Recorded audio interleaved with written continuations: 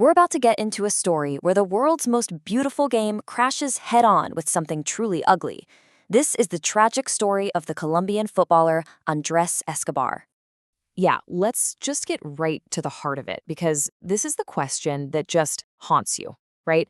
How can one single mistake on a soccer field literally cost a man his life? So let's set the scene. It's 1994, and the biggest sporting event on the planet, the World Cup, is happening right here in the United States. And Colombia? Man, they had a team that a lot of people thought could actually win the whole thing. All right, so they're in the group stage, and their second match is against the host nation, the USA. This is a critical game for Colombia, They have to win to move on. The pressure is just absolutely insane. And then it happens. The moment that changed everything. An American midfielder sends a cross into the box. Andrés Escobar, the Colombian defender, slides in to block it, and he accidentally deflects the ball right into his own goal. An own goal. It put the U.S. up 1-0, they ended up winning 2-1, and just like that, Colombia was out of the World Cup. It was just a heartbreaking piece of bad luck on the field. That's all it should have been. But see, to really get why this is so deeply tragic, you have to know who this man was. Who was Andrés Escobar? Look, this guy wasn't just some random player. He was a legitimate star. I mean, he was a huge deal for Atlético Nacional, a powerhouse club in South America, and he was a rock for the national team. He even scored a goal against England at Wembley Stadium. That's legendary stuff. He was a top-class defender known for his skill and his leadership. But here's the thing. It was about more than just how he played. People called him El Caballero del Fútbol, the gentleman of the field. And that wasn't just some clever nickname. It was who he was. He was known for his integrity, his calm presence. He was just admired by everyone, the kind of person you really, truly look up to. Okay, so now we have to go back to after the World Cup. And this is where the story gets really dark. People actually told him, hey, maybe you should stay in the US for a while, let things cool down.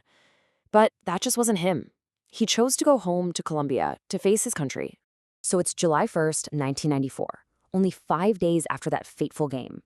Escobar's out with some friends in his hometown, Medellín. Later in the night, his friends leave, and he's by himself in a parking lot. That's when 3 men approach him, and they start arguing. And that argument, it turned into something completely unthinkable. He was shot 6 times with a .38 caliber pistol. And here's the part that just makes your stomach turn. The reports from that night say the killer screamed, goal, goal, with every single shot. It was a twisted, cruel mockery of that own goal. Absolutely chilling. They rushed him to the hospital, but it was too late. He was declared dead just 45 minutes after he got there. He was only 27 years old. Just 27. You can only imagine the shockwaves. This wasn't just a story in Colombia. This was global news. The death of the gentleman of football. It became this terrible symbol of the violence that was gripping the country at the time. And the grief, it was just massive. Think about this. Over 120,000 people came to his funeral. 120,000. It was this incredible display of love for a man whose life was just stolen. So you're probably wondering, what about the killer? Well, a guy named Humberto Castro Muñoz, who was a bodyguard for a drug cartel, confessed. He got 43 years in prison at first, but then his sentence got cut a lot. He ended up getting out in 2005 after serving only about 11 years. For a lot of people, that was just a painful, controversial slap in the face. But look, the story of Andrés Escobar doesn't just end with tragedy and injustice. Not at all. Because what he left behind, his legacy, it's all about character and hope. It's about how we remember him today. He's remembered for being a force for good, He always tried to promote a positive image of his country. After he died, his family started the Andrés Escobar Project to help kids from tough backgrounds get into soccer. And if you go to Medellín today, his memory is literally part of the city.